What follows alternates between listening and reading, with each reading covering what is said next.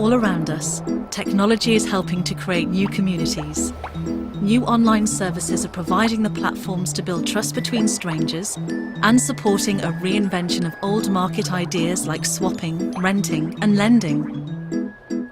People are borrowing rarely used tools rather than buying them, swapping clothes they no longer need for new favourites, and sharing skills, like trading sushi making for French lessons. In London, tourists and commuters have made 4 million journeys using the city's shared bike scheme in less than 12 months, and garden dating agencies like Landshare have matched more than 60,000 green-fingered people with spare gardens or fellow gardeners.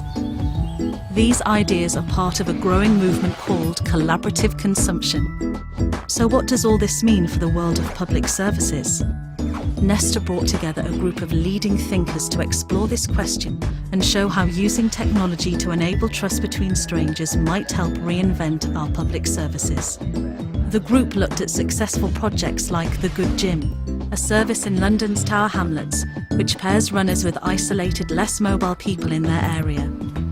Every week since signing up, Ben has run 3 miles to deliver a copy of the East London Advertiser to Sarah. The Good Gym makes both people useful and directs energy from where there's a surplus to where it's needed. And it's not just runners who can help their neighbours.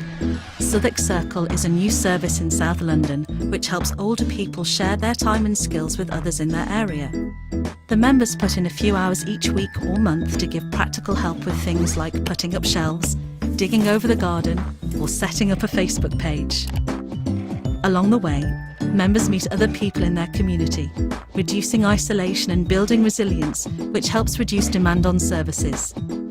What works for people's time can also work for their surroundings. The UK is full of spaces that aren't being used. Camden Shares is a time bank that allows those with space to exchange it for time and skills. One of its members, the Baobab Centre, run workshops in summer and need space to house them. University College London has masses of space.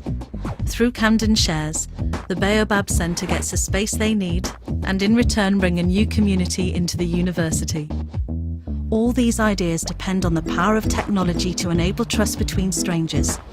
Technology has opened up new ways of collaborating that can make use of spare capacity in communities, matching millions of haves with millions of wants.